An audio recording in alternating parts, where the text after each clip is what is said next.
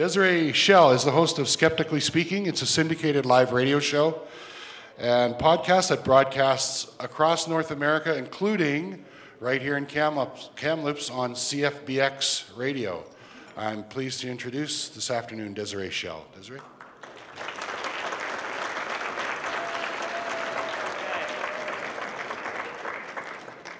Oh, I'm wee. Good? Yep. All right. So far before I discovered the wonderful world of skepticism, I was an activist. I started out with environmental groups, but I changed my focus to anti-poverty work, and somewhere in there I found the labor movement. I've been a full-time union organizer for the last 5 years, and I started Skeptically Speaking 3 years ago. Now, I think that's a perfectly natural progression, but the connection may not be as clear to everyone else. The same thing attracted me to all of these communities: critical analysis. Breaking down what you're being told about the world around you to find the truth, and then being able to use that truth to improve people's lives. And for me, that invariably involves activism. So over the years, I've learned a lot about effective activism, mostly through trial and error, lots of error, but also by looking at the history of social movements. What did they do that could work for us, and what should serve as a horrible, horrible warning?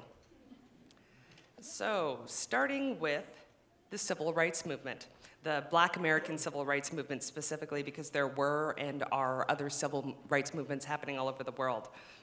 Now, one segment of this movement was the Black Panther Party. They were a revolutionary group active in the United States from 1966 until 1982, who formed initially to protest police brutality in Black American neighborhoods. But their objectives and their philosophy evolved to include everything from a free school and a children's breakfast program to Black power and an armed occupation of the California State Assembly. The group's political goals were often overshadowed by their confrontational and violent tactics. Taking a different route to civil rights was the Southern Poverty Law Center, an American nonprofit organization formed in 1971. The SPLC is known primarily for its legal victories against white supremacist groups, legal representation for victims of hate groups, and educational programs that promote tolerance. Throughout the years, the group has become involved in other civil rights causes like institutional racism and discrimination, the mistreatment of illegal immigrants, and the separation of church and state. In October 2010, the SPLC reported that its endowment fund sat at $216.2 million. And then there's the women's movement. Since the last bit of the 18th century, women have been organizing to redefine their place in society and to demand equality and justice. The movement began, in the US at least, with the suffragettes, who pressured the government for the right to vote and to run for office. The movement grew to include reforms on issues such as reproductive rights, maternity leave, equal pay, and sexual harassment. And in the late 1960s, Gloria Steinem became the face of feminism. An outspoken journalist, Steinem actively campaigned for the laws and social reforms that promoted equality between men and women. Her tactics ranged from involvement in political campaigns to speaking publicly on abortion rights to going undercover as a Playboy bunny. She also founded many women's groups, including the National Women's Political Caucus, the Coalition of Labor Union Women, and Ms. Magazine. Now, in contrast, there was Valerie Solanas. An American radical feminist writer, she was best known for her attempted murder of Andy Warhol in 1968. She also wrote the Scum Manifesto, which is assumed to stand for the Society of Cutting Up Men, which encouraged male gendercide and the creation of an all-female society. There, of course, has been much debate as to whether she was speaking in metaphor. And I'd love to get into the LGBTQ movement and the labor movement and anarchism as a political philosophy, but I only have an hour, so. Atheists. They've been engaging in activism mainly through the legal and political systems. The Dover trial was the first direct challenge brought in the US federal courts, testing a public school district policy that required the teaching of intelligent design as an alternative to evolution theory. And with the help of the American Civil Liberties Association and the National Center for Science Education, the plaintiffs successfully argued that intelligent design is a form of creationism and that the school board policy violated the Establishment Clause of the United States Constitution. And on to skeptics. Now, skeptics are just discovering activism. A few years ago, some people got together to do a public homeopathic overdose to show just how much nothing was in it, and it got quite a bit of media attention. And now the 1023 campaign is an annual event with people holding overdoses all over the world. And recently, the Centre for Inquiry Canada has lent critical scientific support in a $30 million lawsuit against Shoppers Drug Mart and Boring Canada, calling for them to stop stocking products like homeopathy that make false and misleading claims about their contents and effectiveness. Now, to be clear, I am not comparing racial segregation to teaching creationism, and I am not saying the drugstore selling homeopathy is a human rights issue. But since we are comparing and contrasting movements, what can we learn and apply to our own communities? Well, we can learn about the value of including people of different backgrounds and experiences than ourselves. As I said, the women's movement started out with women's suffrage, but they were also concerned about education, employment, and marriage laws, issues which were primarily of interest to middle-class single white women. These first-wave feminists were responding to issues that they themselves had experienced, but those issues didn't resonate with the working-class women that they were trying to recruit to the cause. So the second wave of feminism was born, which was more strongly rooted in class issues and economic rights, and moved to encompass reproduction, sexuality, and cultural representation struggles. And many people argued that the right to vote was won only after working-class women embraced the campaign, and that the movement would have gone nowhere if it would have just continued to promote the needs of wealthy white women. However, differences again emerged between Black, lesbian, liberal, and social feminism, so a third wave arose to accommodate that diversity and to acknowledge the intersections of those struggles. And the movement grew. Looking at social movements can also teach us about a concept called diversity of tactics. It's the idea that no tactic should be automatically ruled out when trying to achieve social change. Different situations require different methods, sometimes collaboration, sometimes humor, sometimes empathy, and sometimes pressure, shame, or fear. Different situations require different messages, and different audiences are receptive to different message types delivered in different ways. So back to women's right to vote. Women would write thoughtful newsletters to educated housewives with the message of dignity and rationality, while also organizing in the street with working class women on a message of survival and self-interest, while also chaining themselves to the White House fence to shame the ruling class into making the ethical decision. Some participants were involved in all three types, but most often, people became involved with each type of activism according to their own comfort level and their own personal objectives. And there were many, many arguments about messaging and tactics. And some groups splintered off, and some unexpected coalitions were formed, and it was messy and it was loud, but hey, now I can vote.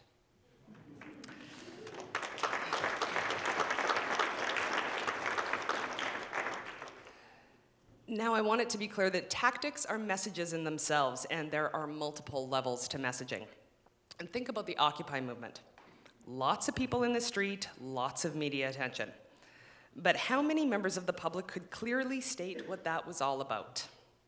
How do you get tens of thousands of people to gather in protest without the general public being able to clearly explain why they're there? What happens is, people are there for different reasons, and those people tend to find each other and groups are formed. And so each group has a different issue, and so they develop different messages, and those messages are often targeted to different audiences to motivate them to come out and protest. But when they get to the protest, there isn't a consistent message. To outsiders, that was a sea of signs about capitalism and indigenous rights and nuclear power. And unlike the Tea Party movement, nobody was translating this into something that someone watching Fox and Friends could digest. So this shows that if you are successful at attracting diverse people to your movement, you're probably going to have some inconsistent messaging. But that's not necessarily a problem. In political theory, there's a concept called the Overton Window. This is contentious, talk to me about it later. The Overton Window is used to describe the window of acceptable political discourse. Acceptable, meaning that they are concepts or topics that a sizable portion of the population does not think are entirely outlandish. Not everyone's going to agree with the positions on those topics, but it's not unusual or unexpected or unacceptable to hear them discussed on a mainstream news outlet. In North America, the window is currently too far to the right to even discuss owning your own energy resources like so many other countries in the world. But in many European countries, it's socially so far to the left that nobody even thinks about questioning abortion access. Now, the Occupy Wall Street movement gives us a really concrete example of this. Think back to before those initial radicals decided to camp out all over the US. The concept of income inequality wasn't even a part of the acceptable political dialogue. Not that it was unacceptable per se, but it just didn't really exist as a 6 o'clock news type of topic. But as they developed their 99% messaging and more people joined the movement, and normal people were trying to figure out exactly what their goal was, income inequality started entering the national conversation. Most progressives who'd been talking about this kind of stuff for years didn't want to sleep on the street, but they did support the movement in theory. And even people that disagreed with what Occupy was doing were having conversations about income inequality. And since the Occupy movement was getting so much mainstream media coverage, you started seeing related stories on the tax system and long-form articles on the influence of corporations on politics and thoughtful interviews about alternative forms of government. But popular pundits were openly musing as to whether there might be a better way. And suddenly, income inequality was a legitimate topic for civilized discussion. The Overton window had moved. Why is this relevant to us? Well, first off, loud, angry voices get heard more often than soft, quiet ones. Surprise. They're heard, but they don't necessarily persuade anyone, which is why the moderates and the militants in social movements are often at odds. And when I say militants, I mean the people that loudly and angrily fight for their rights and the rights of others. Active, combative, and aggressive, but not necessarily violent. The radicals, as it were. And that may not be the dictionary definition of militant, but I consider myself a militant unionist, and I haven't firebombed anything. So, the moderates want their tactics and their messaging to appeal to the broadest possible audience so that they can persuade people to support their cause. The militants want their anger and frustration to be recognized, and really, they're tired of playing nice. So the moderates in a movement work within or on the fringes of the currently acceptable political window, while the militants work to drag the Overton window towards their desired goals. The militants force the conversation, and as a result, the militants make the moderates look even more mainstream in comparison. Now, before you run out and occupy a church or a homeopath's office and say that I told you to, I'm not done. Okay. Keep in mind that in the end, the moderates are the ones who gain credibility with the public. When an issue resonates with them strongly enough and people start creating Twitter hashtags about it and writing letters to the editor and pressuring their elected officials, the people in power may be forced to take the issue seriously. But when that happens, they often attempt to start a dialogue with the moderates, not the militants, because the moderates seem rational and sensible and likely to listen to reason, and the militants are intimidating and unpleasant and angry. But for that process to work, the public needs to be able to recognize which are which. If your movement or campaign doesn't have any non-militant, non-scary public spokespeople to complement the scary ones, no one in power will know whom to speak to when the time comes. And the public also has to be motivated to care about the difference between the two. And studies show over and over that the vast majority of people don't really care about data or stats or evidence, to a point. We internalize information best when it's presented by someone that we like or respect or identify with. So while you have your militants ranting and raving and holding public protests and pushing the agenda, the sensible moderates are discussing those issues at the water cooler or hosting pleasant, non-threatening radio shows. sharing consciousness-raising links on Facebook, and those are the individuals that the normal people who have no idea what the militants are talking about can relate to. It's like good cop, bad cop. Gloria Steinem versus Valerie Solanas. Martin Luther King versus Malcolm X. Or perhaps even Eugenie Scott versus P.Z. Myers.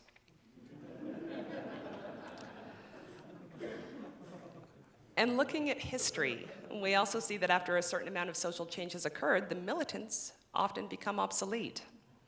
The Southern Poverty Law Center is still going strong, but how often do you hear about the Black Panthers? Which is a nice problem to have, really. So with all this in mind, how do our own communities fare? Let's critique. Starting with the diversity of tactics. Between the skeptical and atheist communities, we've seen legal and direct action campaigns against homeopathy, petitions to stop anti-vaccination advertisements, a veritable myriad of atheist billboards and buses, legal challenges on secular schooling issues, skeptical ambushes of famous psychics during their events, leafleting a Deepak Chopra event. After a targeted campaign by Australian skeptics, the Power Balance Band Company was forced by the Australian Competition and Consumer Commission to retract many of their claims about the band's capacity to increase sporting ability. The American Atheists filed a lawsuit demanding equal representation at the future 9/11 Memorial and Museum. It was a response to plans for the museum to house a 17-foot T-shaped metal beam from the 9/11 wreckage, which some media outlets were calling the 9/11 cross. And very recently, after a teen was abused and murdered because his family thought he was a witch, a Nigerian witch hunter who advocated killing witches was successfully pressured to cancel her visit to the US. So there are lots of different types of activism going on, taking on a range of skeptical and atheist topics. And we do know that different campaigns are going to resonate with different people. But there's a downside to this. Longtime anti-capitalist activist Starhawk said, diversity of tactics becomes an easy way to avoid wrestling with questions of strategy and accountability. It lets us off the hook from doing the hard work of debating our positions and coming to agreements about how we want to act together. It becomes a code for anything goes and makes it impossible for our movements to hold anyone accountable for their actions. In other words, very few actions can truly affect entire movements, but all campaigns are obviously not created equal. So how do you balance the conversation between who's ruining skepticism or atheism today, and at least they're doing something, what are you doing? How can we make discussions about which billboard is making us all look bad or whose blog is the wrong tone less tedious and condescending? Because there are some valid critiques to be made, but on what basis? At the union, this is how I judge whether or not an action could potentially be a worthwhile undertaking. I think about whether the action could do things like inspire the current members of your group, gain support among its natural allies, change the opinions of the target audience in a beneficial way, achieve real improvement, create new leaders, or prove to be consistent with your values and vision. If I can answer yes to those questions, then the action will likely feed positively into the broader community, encouraging a healthy, sustainable movement that affects real change. And that's even if the campaign itself fails. Now, no action can fulfill all of those criteria, and you don't really need it to. But if yours isn't satisfying at least a majority of them, why are you doing it? You're going to have to decide whether it's just to feel like you're doing something, anything, which is totally understandable, or maybe it's to feed your ego. Because if you do consider skepticism and atheism social struggles, or at least if there's a specific fight that you want to win, then to be honest, there is very little room for what you want to do. This is about strategy, and strategy is highly situational. So on to inclusivity. Someone made a lolcat of me.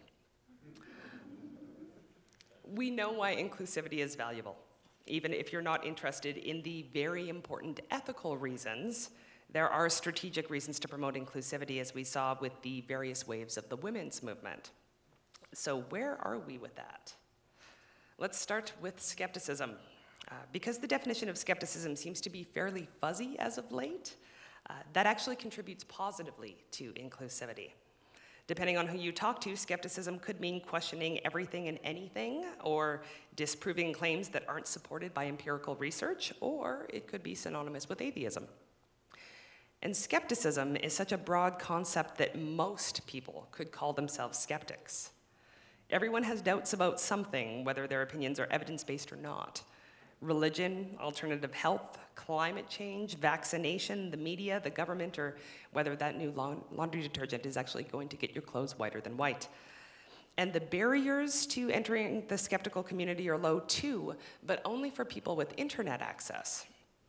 If you are high enough on the socioeconomic ladder, you can comment on blogs or start your own. You can listen to podcasts. You can find out about events like this that allow you to get together with like-minded people, or you can start a group in your own community.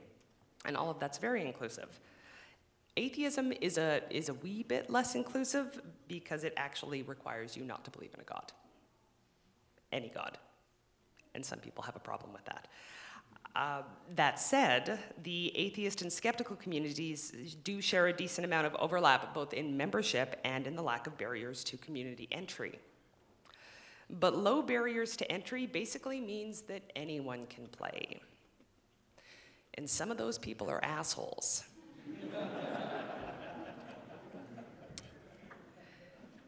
So a little over a year ago, there was an issue with an elevator. Rebecca Watson of the Skeptic blog and the Skeptic's Guide to the Universe podcast made a little video. At the end of the video, she briefly mentioned a conference that she had recently attended and described a personal experience. So for those of you that didn't catch it the first time around, let me sum up. After being at the bar all night with other conference attendees, at 4 in the morning, she told the group that she was exhausted and that she was going to go to sleep. She ended up taking the same elevator car as a man at the bar, someone that she didn't know. He complimented her on her presentation at the conference that day and then asked her if she'd like to come back to his place for a coffee. She politely declined. And as she said in her video, and somewhat offhandedly, she said it made her uncomfortable and advised men not to do that. There was no call for a lynch mob. She was not crying in the corner in the fetal position. She was one woman who was telling her audience about an uncomfortable situation and how to avoid making her uncomfortable in the future. And then the internet exploded. The responses ranged from unconditional support to sneering assertions about how Rebecca should be raped, because then she'd have something to complain about. It seemed like everyone had an opinion about whether she had the right to be uncomfortable in that situation. So whatever side you come down on, let me tell you how it affected me personally. I watched the blog posts and social media coverage in real time, and this is a sample of what I saw. I was glued to the internet as I watched what I thought was a fairly offhanded remark attract the ire of both anonymous blog commenters and well-known skeptics. And with every comment and tweet, I felt like all that anger and misogyny was aimed directly at me. Because if I had the same elevator-related situation happen to me and I chose to talk about it, there is no reason why I wouldn't get the same responses. It would be me on the receiving end of all that venom and bile. And it left a cold, hard feeling in the pit of my stomach. And it also had a peculiar, preemptive silencing effect. Because up until that moment, I hadn't experienced the sexism that some other women in skepticism and atheism had. But through watching the reaction to Rebecca's video, I indirectly experienced just how horribly this community could deal with conversations about gender and sexism. Now, I can't and I won't speak for anyone else, but at that point I felt like I could respond in one of two ways.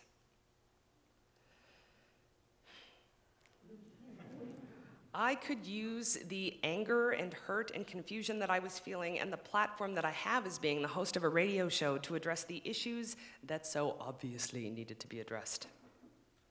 I could take to the internet, armed with righteous rage and a sense that if I could just explain it to people differently, better, that suddenly everyone would understand that Rebecca had something important to say, that it was her experience that she was sharing, and that we needed to listen, and to think critically about our community and our actions and how they can affect people on a deep and personal level. About how failure to do so will lead to factions and divisiveness and more discomfort and anger, which has a serious impact on the health of a community and its ability to mobilize around other issues, because I'm an activist. Or I could get off the internet. I could stop reading the blogs and tweets and being alternately enraged and depressed, and I could focus on my show, or reapply myself to my day job, or my friends and family, or really a million other projects that could actually require some of my attention. Because I have to deal with rampant sexism often enough in the rest of my life that I don't need to have its existence shoved in my face every time I log into Facebook. Because that's the thing, I could try to tell myself that this was all just an internet phenomenon. That people say things online that they never would in real life, which is true. But they do think it for at least long enough to write it down. Real people were thinking this. Real people that go to Skeptics in the Pub, or the Amazing Meeting, or atheist conferences. Real people that I would possibly meet, and in the absence of Twitter names on people's name tags, I'd have to think, so is this one of the people who said that since she wouldn't be uncomfortable about being hit on in an elevator, that no one is allowed to feel that way? Or is this one of the people that thought Rebecca deserved to be raped? So I disengaged. But in addition to letting me avoid all the misogyny, which was lovely, it also separated me from all the good stuff, from social media, where I connect with skeptics and atheists from around the world, from the campaigns and the events that you only find out about online, and from the communities that organically grow in the comments section of blogs. These are the places where we have the most opportunity to promote inclusivity, funny enough. So the reason why I bring this up is to let you know that people are watching. People right now at this very moment are reading blogs and listening to podcasts and figuring out whether this community is one they want to be a part of or stay a part of. Because watching situations like the response to Elevatorgate, even from the sidelines, can make someone question whether it's worth it. And this doesn't apply solely to sexism either. Racism, homophobia, transphobia, classism, ableism, and ageism all have the same effect. Now, don't get me wrong, no community can be everything to everyone. But do you really want these kind of situations to be the deciding factor for someone? I mean, the people that are concerned about this kind of thing aren't going to suddenly believe in God or think that homeopathy can cure cancer. Horrible behavior on the internet is unlikely to do that, but it does affect our interest in being a part of the community. In the labor movement, we call these kind of problems barriers to solidarity. Solidarity only occurs when you can empathize with another person's position. And why would someone try to empathize or go out of their way to contribute time or money or energy when they've heard a group or individuals within it be dismissive or openly hostile to them? This isn't rocket science, people. If you want to attract people of diversity, you can't just pay it lip service. Diverse people bring diverse backgrounds and experiences and needs, and if you genuinely want them involved, you're going to have to genuinely take them seriously.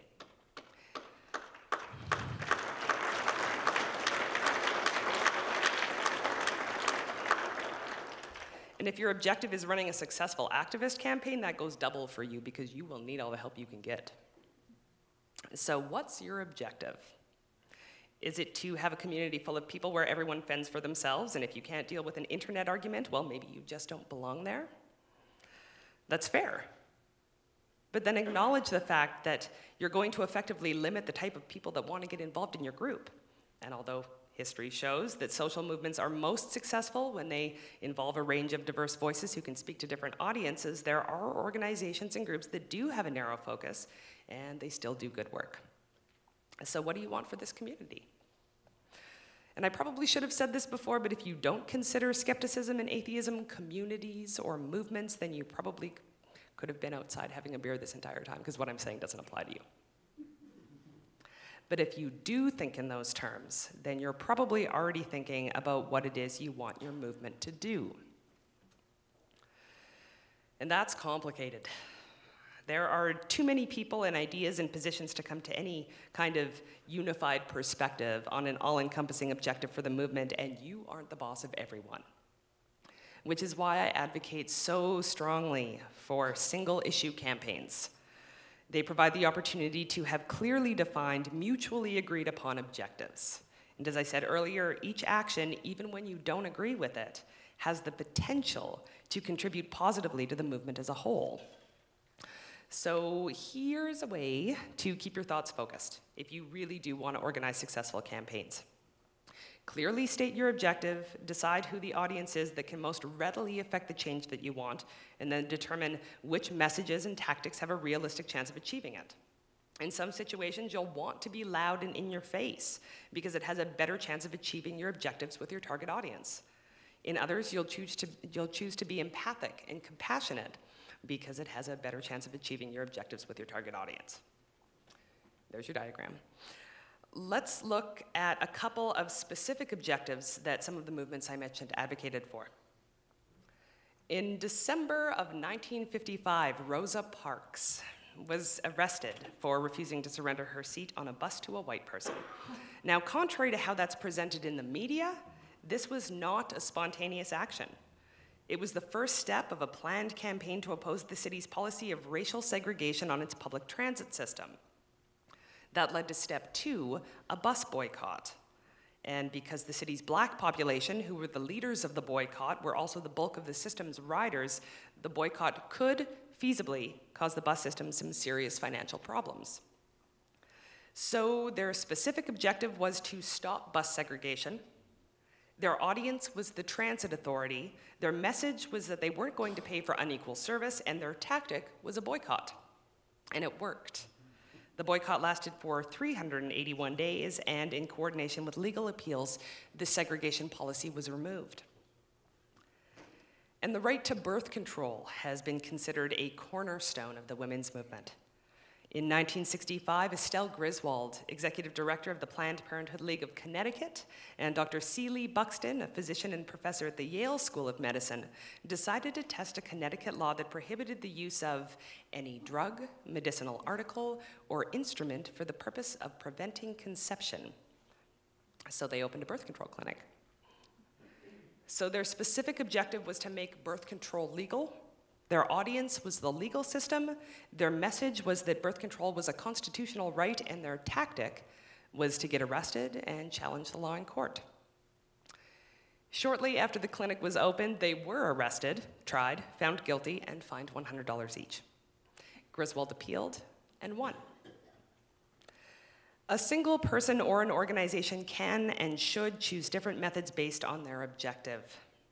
Anyone who listens to my very pleasant radio show could be forgiven for assuming that I advocate only for kind and considerate communication. But that is a tactic. My objective is to make critical thinking and a love of science accessible to the widest possible audience, and so the tactic that I've chosen is to make my show mostly non-confrontational, enjoyable, and entertaining, so that it can air on a large number of radio stations. I think that feeds positively into the broader skeptical movement. But we are all multifaceted individuals. By day, I'm a union organizer. When I'm doing that, there are many, many times that my objective is to stop people from doing something that I and my members don't like and to force them to do something else. The tactics that I choose for those situations are quite different, to say the least. You may have heard about the illegal wildcat strike in Alberta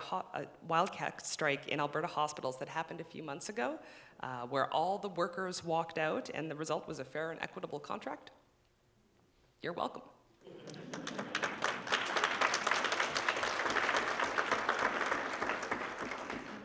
So your tactics must depend on your objective.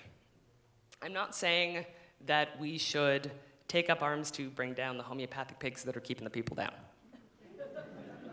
Oh, yeah, That'd be kind of awesome. But what I am saying is that on any even remotely controversial topic, if we want to affect change as activists, we must try to engage people on an emotional, value-driven level in a variety of methodical and strategic ways.